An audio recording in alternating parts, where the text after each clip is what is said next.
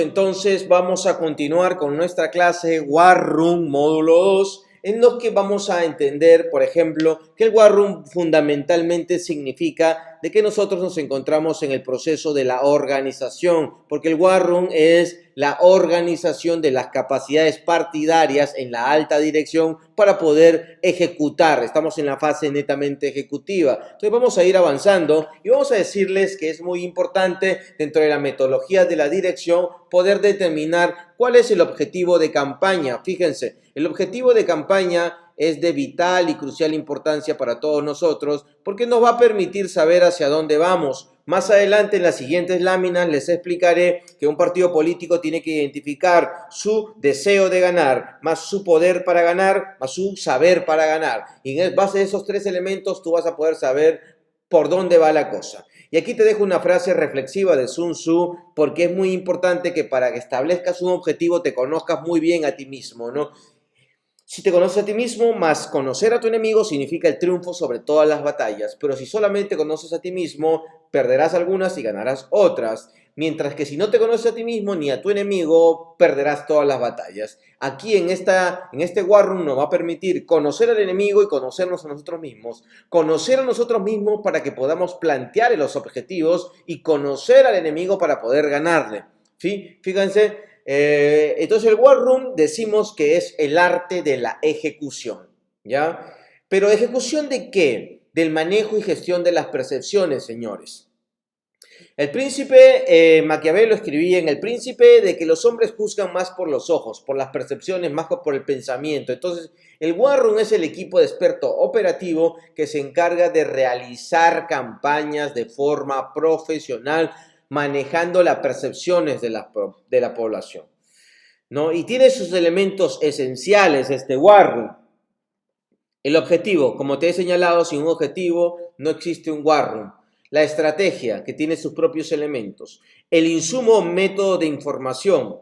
La capacidad y manejo de mando, porque si no hay capacidad y manejo de mando en una campaña electoral, entonces vas a verte en una situación caótica. Tus asesores se van a pelear, las diferencias entre la secretaria y el técnico van a hacerte un infierno. La capacidad de mando tiene que ser militar en un War Room. Hay que tomarlo completamente con seriedad, la jerarquía y el orden, porque recuerda que venimos por influencia del rubro militar. Entonces, el War Room es en resumen y en resumidas cuentas el comité ejecutivo, el Estado Mayor, el comando de campaña o como su traducción lo señala, simplemente cuarto de guerra, ¿no?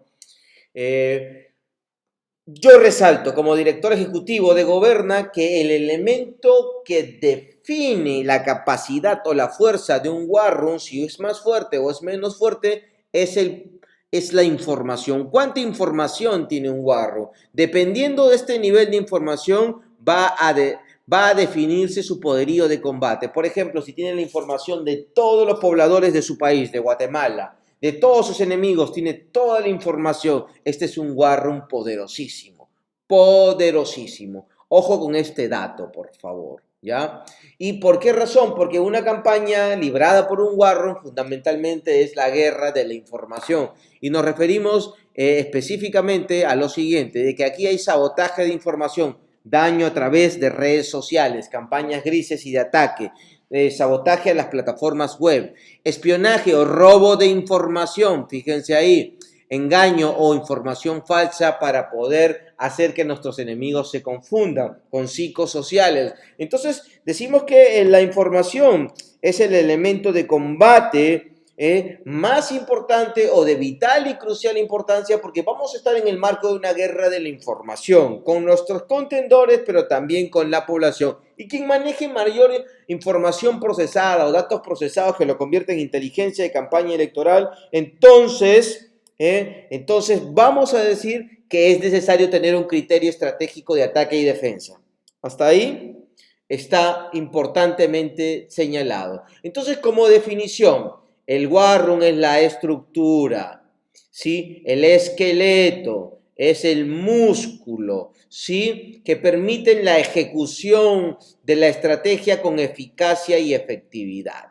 Entonces, ¿de qué se va a encargar el War Room? De todas estas fases que vamos a mencionar aquí de la campaña electoral. En primer lugar, el War Room ve la fase de la investigación.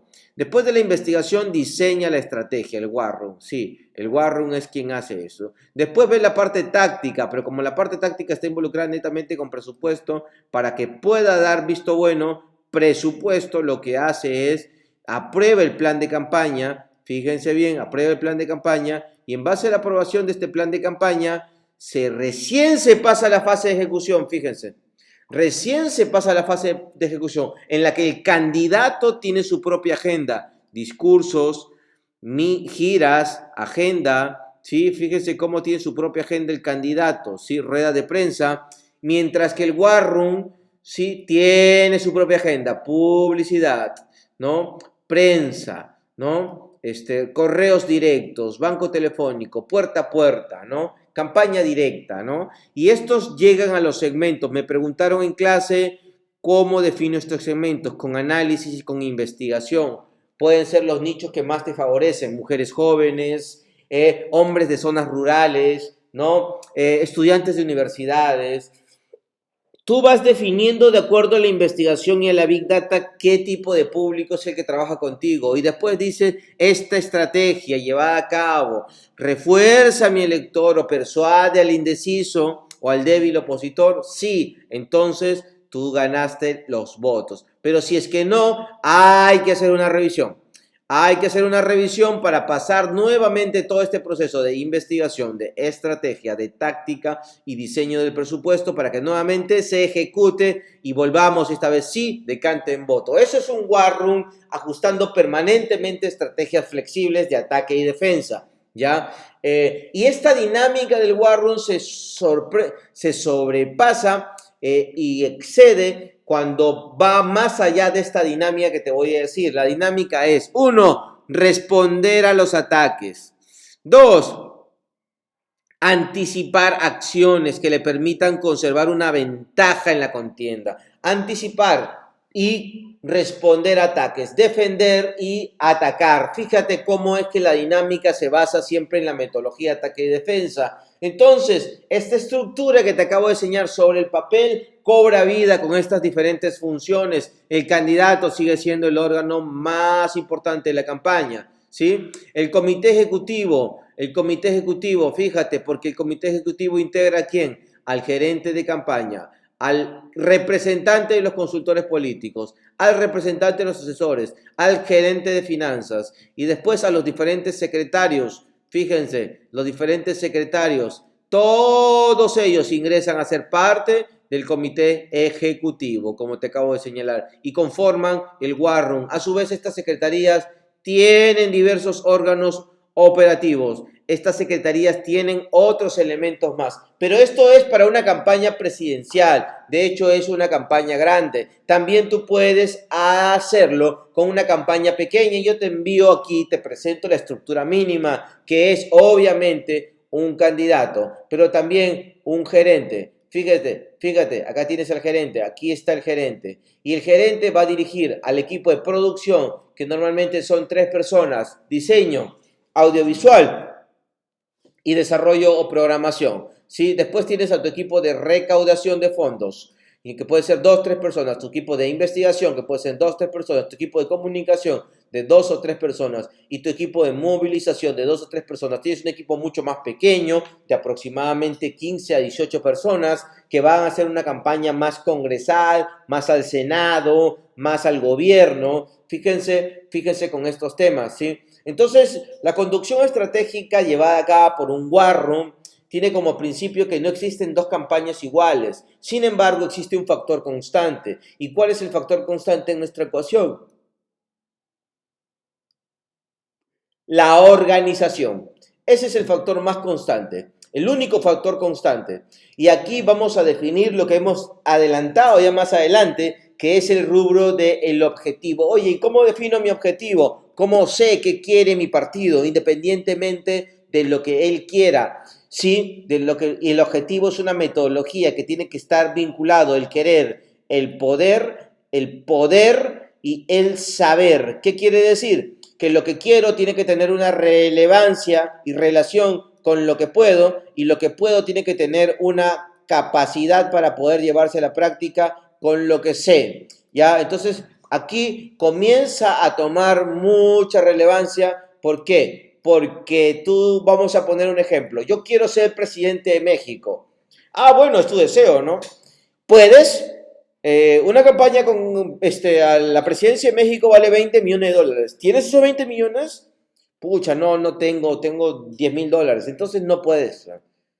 Quieres, pero no puedes. Y desear como objetivo querer ser presidente, entonces es una ilusión, es una maraña, es una patraña, es una falsedad. Vamos ahora con otro ejemplo, ¿no?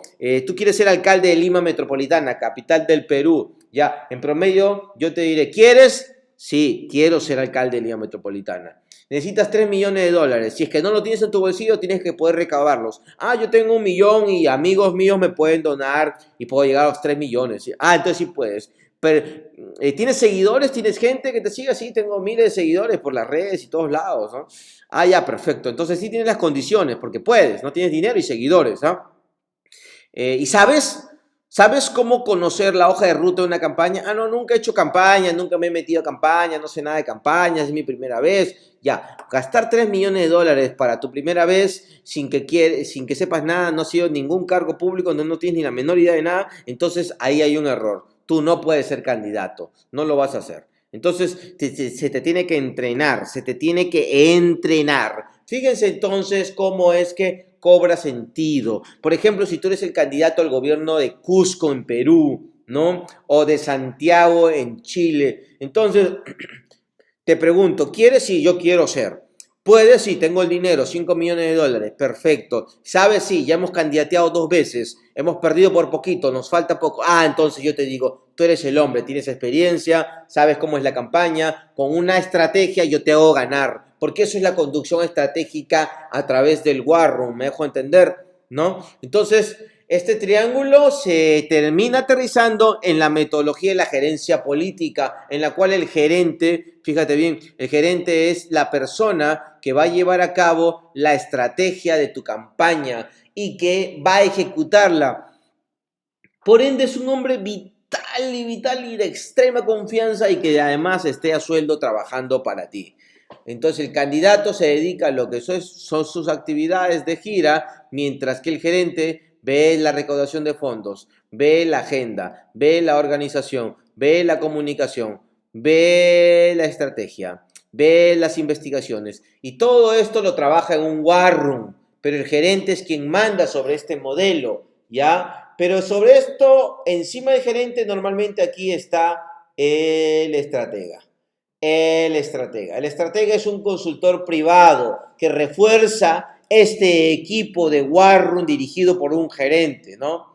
Entonces, en líneas generales de acción, necesitas a un conductor o jefe de campaña, 5 responsables de áreas y asesores estratégicos. Con esto tú tienes tus especialistas que te van a ayudar. ¿Para qué?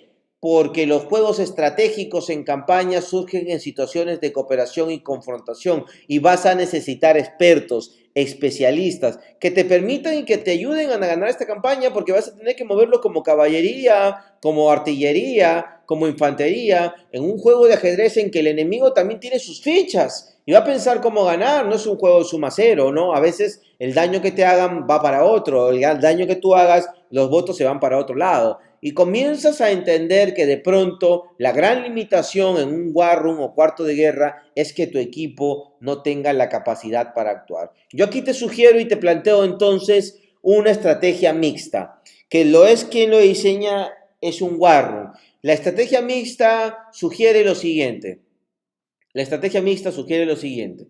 Sugiere una estrategia mixta o una estrategia inteligente ir del ciberespacio al contacto directo. ¿Qué significa ir del ciberespacio al contacto directo? Es ir de las redes a la comunicación directa. Esto es muy importante decir. Fíjense, la inteligencia digital, la big data, la información y la microsegmentación de todos los nichos lo tienes ahí. Perfecto. Y luego, ¿qué es lo que haces? Después de procesar, diseñas tu estrategia política. ¿Qué es tu mensaje, tu narrativa, tus tiempos, ataque, defensa, cuantitativa o cualitativa, aire, tierra? Perfecto, muy bien. Producción audiovisual.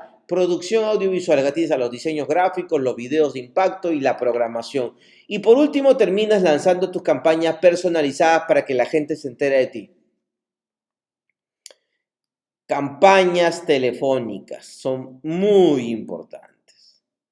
Campañas por correo son muy importantes. Campañas por WhatsApp son muy importantes.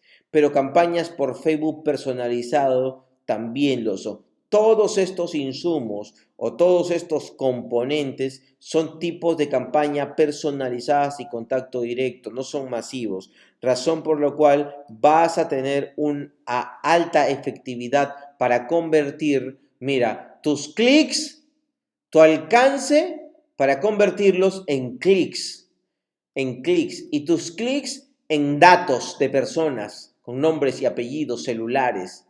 Y en la interacción permanente con estos datos los vuelves potenciales votantes. Y a estos los conviertes al final por el proceso de fidelización en votos. Qué interesante, porque yo no creí que con las redes sociales podría hacer una campaña electoral con contacto directo. Pues ahora te explico de que sí. Si tú tienes el manejo de las redes, puedes hacer una campaña con contacto directamente con la población, con el pueblo. Solo tienes que utilizar este embudo de conversión electoral que te va a permitir hacer que los alcances, las interacciones se vuelvan personas, se vuelvan votos, ¿ya? Eso es muy importante. ¿Y quién diseña todas estas operaciones? Pues señores, lo que les he venido diciendo, el War Room o cuarto de guerra, este es una oficina de operaciones permanentes que se dedica a tener como mínimo 4 áreas: análisis, estrategia, producción audiovisual, operaciones tanto digitales como en tierras. Tienes entonces a todo tu War Room que trabaja 24/7 diseñando operaciones, ejecutando operaciones y monitoreando operaciones que te van a permitir ganar una campaña. Ganar una campaña. ¿Ven cómo esto se convierte en una maquinaria que puede convertir tus datos de clic en votos? ¿Ya? Fíjense, y el War Room, este War Room que te acabo de decir, de 4 áreas, como una oficina de operaciones, diseño y ejecución permanente, tiene 2 áreas especializadas: estrategia y operaciones. En la área de estrategia vas a ver el área de análisis, de imagen política, de narrativa política, de tiempos políticos. Esto ven los profesionales, mientras que los técnicos ven la central de operaciones digitales, la gestión con los medios de comunicación y la movilización tierra a través del streaming, ¿ya? Por eso es que decimos nosotros que un War Room tiene 3 tipos de componentes en capital humano, como ya lo hemos dicho, señalado. ¿Cuáles son? El personal directivo, que es el personal que se encarga de controlar y llevar por los objetivos establecidos, porque recuerda que un War Room no funciona sin objetivos establecidos. Siguiente, el equipo profesional, que son los expertos profesionales. Pueden ser los de comunicaciones, pueden ser los capacitadores, pueden ser los analistas de inteligencia, ¿ya? Diversos profesionales, aquí también puede haber un cientista de datos, pero muy importante que tengas un equipo técnico que pueda garantizar que lo que planean los profesionales se lleve a cabo. Ejemplo, programadores, community managers, productor audiovisual, ¿sí? Fotógrafos, tan importante la fotografía, camarógrafos para el registro gráfico y diseñadores gráficos. Qué interesante todo esto, porque tú no puedes hacer solamente con técnicos una campaña, ni con profesionales, ni con directores ejecutivos.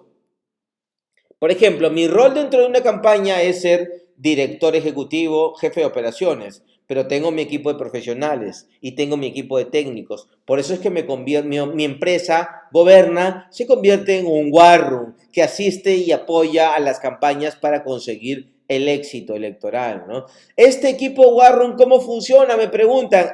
Muy bien, esto es muy importante, porque se reúnen diariamente muy temprano en la mesa de decisiones para ver los reportes de coyuntura. Ya el área de medios lo tiene, los tracking diarios, que es las encuestas para ver cómo están, los reportes de inteligencia y seguridad, ataque, defensa. Su objetivo es reproducir la línea discursiva con base a la información y el análisis del contexto diario, porque aquí hay que hacer un trabajo permanente y diario.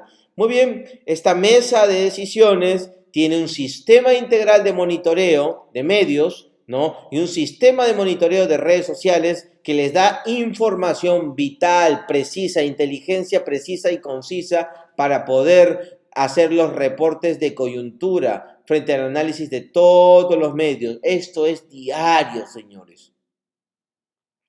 Es incansable y tiene que haber por lo menos, lo realiza el área de análisis, 2 o 3 personas, ¿sí? Y bien, vamos a ver el tema de la gestión de los tiempos de lo que hemos hablado ya. Entonces decimos que en la gestión de los tiempos hay 3 niveles de campaña electoral, o sea, 3 procesos dentro de una campaña normal. ¿Y cuáles son todos estos procesos?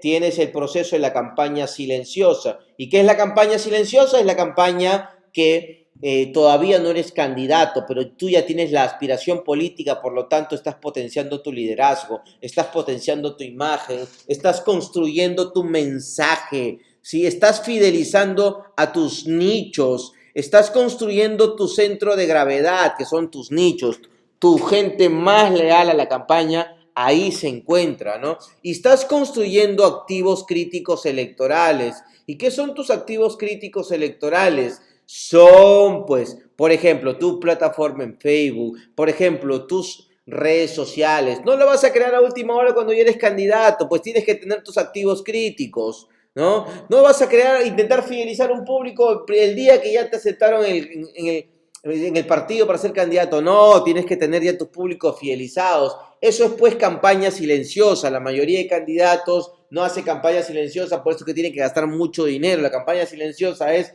que el activo de tu imagen y tu liderazgo natural sea pues quien te genere un activo social, ¿no? Después vamos a la campaña reactiva. ¿Y qué pues es la campaña reactiva? La campaña reactiva es aquella campaña en la que ya eres oficialmente candidato, ya donde tu liderazgo, tu carácter, tu narrativa, ya tu identidad, ya todo se despliega en los activos críticos, se despliega en la movilización, se despliega tus activos críticos, se despliega tu centro de gravedad, se despliega tus nichos fieles. Aquí ya estás en campaña, tienes que utilizar el logo del partido, los eslóganes del partido, ¿no? Esto es para una campaña congresal o presidencial, ojo ahí, ¿ya? Y en los últimos meses entras a un proceso que se denomina campaña del candidato bajo ataque. ¿Qué quiere decir esto? Que estás en un proceso de una campaña agresiva, pero descuida, nadie ataca a un candidato que no va a llegar a ningún lado o un perdedor. Para esto tú tienes que estar seguro de que ya eres uno de los 3 primeros puestos o eres el más fuerte. Si eres el más fuerte, eres un candidato bajo ataque. Fíjate bien, solo alcanzan los 3 primeros puestos o en las segundas vueltas, ¿no? Es la preparación de las campañas negras, de las campañas grises y de las campañas de demolición. Por eso es que es importante que desde un primer momento establezcas bien los objetivos, porque si tú sabías que tenías la capacidad para hacer una candidatura, bien, silenciosa, después oficialmente candidato ya, y después si eras muy bueno y apuntabas a ganar, porque no todos, como he explicado, apuntan a ganar, también apuntan a posicionarse, también apuntan a hacer alianzas o coaliciones, ¿ya? Si apuntabas a ganar, tenías que estar preparado ya para el ataque, ¿no? Este es un ejemplo en las campañas presidenciales, electorales, las últimas de Perú que estamos poniendo, porque son las más cercanas, ¿ya? Para que se vea que la campaña silenciosa inicia con el proceso de convocatoria. Fíjate, 30 de septiembre ya había iniciado la campaña silenciosa. Y terminó la campaña silenciosa el 6 de noviembre con la remisión del padrón electoral al Tribunal Electoral. Fíjate bien, ya ahí termina la elección, ¿ya? Pero muchos candidatos ya de que debían hacer aquí campaña reactiva no lo quisieron hacer, esperaron hasta el 18, donde era la fecha límite de presentación de las listas, ¿ya? Entonces incluso algunos dijeron, no, vamos a esperar hasta el 27, donde es la fecha límite por si acaso me tachen y todo esto. Fíjate bien con este tema, porque esto es una enorme negligencia. El candidato está yendo ya directamente a la campaña agresiva, a morir. Pero ¿Qué vas a armar pues el 1 de enero, el 2 de enero? ¿Quieres que recién se te cree tu Facebook, tu página web, que se convoquen a tus operadores? Estás completamente equivocado. La campaña electoral tiene tiempos y el mejor estratega, ustedes como asesores tienen que decirlo, trabaja, gestiona y maneja los tiempos. Ahora vamos con la parte de finanzas, que es la última parte dentro de este esquema, ¿ya? Las finanzas estratégicas en una campaña electoral son vitales. Por ejemplo, Napoleón Bonaparte, de quien estamos tomando muchos elementos militares, ¿sí? Decía, para ganar la guerra se necesitan 3 cosas: dinero, dinero y dinero. Claro, esto lo decía un genio militar como Napoleón, que era un gran estratega y además tenía muy fidelizados a sus públicos, ¿no? Pero Jeffrey Pollock aplica un criterio similar en las campañas electorales. Él es el CEO de Global Strategy Group y señala en su trabajo, su artículo sobre los 10 mandamientos de la campaña y dice: el primer mandamiento, el dinero será tu salvador. El segundo mandamiento, no hagas que la recolección de fondos sea en vano, no gastes en cosas que no tienen que ver con tu campaña electoral. Fíjate bien con este punto que es muy interesante, ¿ya? Pero aquí de pronto voy a plantear un elemento disruptivo y te digo las finanzas versus las ideologías y te pongo el caso de Ned Stark cuando Lord Varys le dice el oro gana las guerras, no los soldados. Entonces responde la mano del rey y dice, entonces ¿por qué Robert es el rey y no Tywin Lannister? En referencia a que Robert Baratheon no tenía el dinero, era un soldado, mientras que Tywin Lannister era pues quien tenía el oro. Este es un modelo que pone en cuestión la situación de la supremacía del dinero en campaña porque te presenta la valentía, el heroísmo, la convicción. Y bueno, es algo en lo que hemos dicho en nuestra fórmula efectiva, que más importante que el dinero termina siendo pues la convicción de la lucha política de tu gente. Pero eso no quiere decir, ojo, que no necesites dinero. Sí lo vas a necesitar, así como la estrategia, ¿no? Pero si ya tienes la convicción y tienes la estrategia, vas a necesitar dinero. Y justamente en finanzas te vamos a explicar en qué consiste. Tienes que tener primero un director de finanzas. Evidentemente, alguien no solamente que sepa de finanzas, vas a poner al profesional economista especializado en finanzas. No, no, no, no. Tiene que ser un lobista, tiene que ser alguien que tenga contacto con los gremios empresariales, tiene que ser alguien que tenga resonancia en los círculos pudientes para que pueda atraerte a los empresarios. Entonces, instala el director de finanzas el comité de finanzas. Señala los objetivos, señala los objetivos de la recaudación de fondos. O sea, dice cuánto necesitan, cuánto van a recabar y todo eso, ¿no? Recluta a los expertos con conexiones para fundraising, que son grandes donaciones, pero también recluta a los expertos y técnicos para la recolección de crowdfunding, que es recolecciones masivas pequeñas, ¿no? Y plantea esto que es el presupuesto ideal y el presupuesto mínimo. El presupuesto ideal es lo que necesitas si tuvieras todo. El presupuesto mínimo es lo mínimo que necesitas para poder arrancar, ¿no? Entonces aquí te quiero diferenciar entre el crowdfunding, que es la estrategia de recolección de fondos masivos, te quiero diferenciar entre la estrategia de contacto directo a través de donaciones, aportes de tus militantes, ¿no? O la estrategia digital donde la gente te dona por internet, ¿no? Tú haces una página de donaciones, pones una pasarela de pago, lo registras con la tarjeta de tu partido o la tarjeta del candidato y comienzas a recibir donaciones a través de campañas. De esto se va a encargar el director de finanzas, ¿ya? El fundraising, en ese sentido, cobra sentido porque todos los elementos que van a generar donaciones y consumo colaborativo, aportes dinerarios, aportes no dinerarios a una causa política, ¿ya? ¿Qué es el fundraising? Es la captación de fondos con un fin benéfico, en este caso específicamente una causa política para cambiar el país. Así lo tienes que utilizar, ¿no? Muy bien, entonces, ¿cuánto debo invertir en una campaña?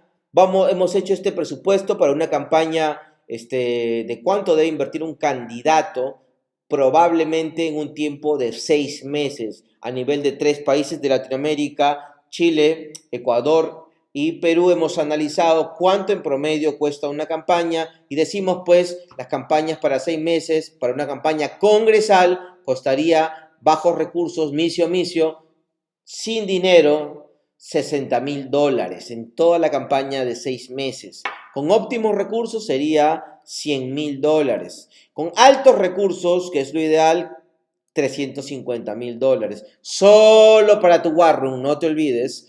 Recursos exagerados, $600.000, o sea, $50.000 por mes. Para que funcione un war room que se va a encargar de las operaciones de comunicación y de información que van a defender y promover al candidato. ¿Cómo distribuyo este presupuesto estratégicamente? Bien, el presupuesto donde vas a gastar más es merchandising y papelería, mientras que el segundo campo sería el de pauta publicitaria y el de asesoría profesional. Son los dos insumos siguientes más importantes. Y por último, logística. ¿Qué es logística? No es publicidad, ¿eh? Logística es comida y logística es combustible, ¿ya?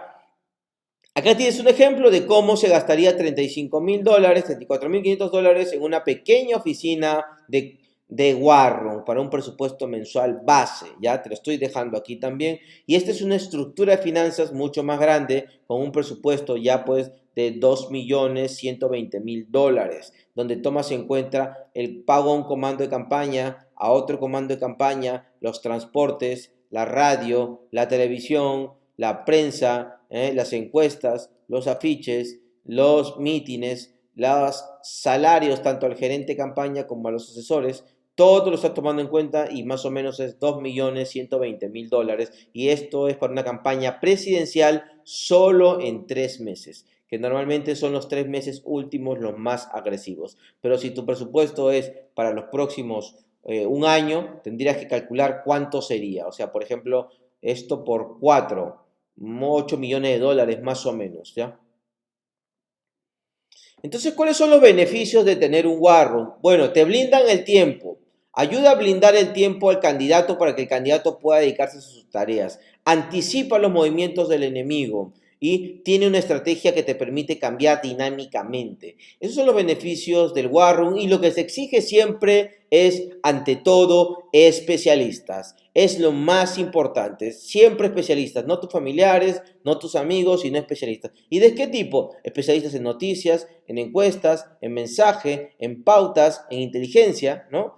Especialistas que tengan experiencias en conocimientos fundamentalmente de comunicación, para ser más rápidos, más inteligentes, más agresivos que el oponente, porque estas son las características del war room que hemos citado desde un momento inicial, ¿no? Entonces, acá te voy a mostrar algunas láminas, ¿no? Te voy a mostrar algunas pautas, primero básicas y después unas láminas, ¿no? De cómo es un war room en tiempo real con los equipos de los candidatos, ¿no? Pautas básicas: seguimiento puntual y diario de la opinión pública, el monitoreo de todas las pautas publicitarias pagadas y cómo va obteniendo resultados con encuestas, tracking poll y monitoreo. Debería marcar el mensaje del día y el soundbite, o sea, sabe e informa cómo va la agenda de los medios, ¿ya? Se hará cargo de establecer también los frentes abiertos, los focos rojos, o sea, los temas de los cuales no puede hablar el candidato porque lo pone en riesgo, porque lo expone, ¿ya? A su vez también tiene la capacidad para hacer los lineamientos para la operación de tareas relacionadas con la comunicación de campaña, la línea de los contenidos de los boletines de prensa, la línea gráfica, las sugerencias para convocar una rueda de prensa, ¿no? Las propuestas para utilizar voceros, quién puede ser el mejor vocero, ¿no? Entonces, por último, tiene la responsabilidad de sugerir piezas de ataque y de denuncia, porque eso se dedica también el war room, ¿ya? En líneas generales de acción, hace un seguimiento diario de la opinión publicada, hace un monitoreo de las pautas, construye el soundbite del contenido, hace un análisis de los frentes abiertos, tiene lineamiento de la comunicación y tiene capacidad de respuesta para defender. Entonces, el protocolo es la puntualidad y la agilidad en el equipo, la ordenanza y la transparencia, la organización de los participantes por área, recuerda aquí por especialidad y área, y lograr eficientemente el seguimiento de los acuerdos alcanzados o las metas, ¿ya? Lograr eficiencia de cumplimiento también de las decisiones. De todo esto se va a encargar el esquema operativo, te lo dejo aquí, ¿ya? Y bien, te voy mostrando cómo es un war room en la vida real. Este es un war room, está trabajando hasta altas horas de la noche. Otro ejemplo de war room, convocando con un equipo, ¿no? También, ¿no? Otro ejemplo de war room, ¿no? En este caso ya en gobierno, ¿no? Te dejo aquí con esta tarea para que puedas ir perfilando con tu equipo a nivel internacional, ¿sí? Y me despido hasta el siguiente módulo.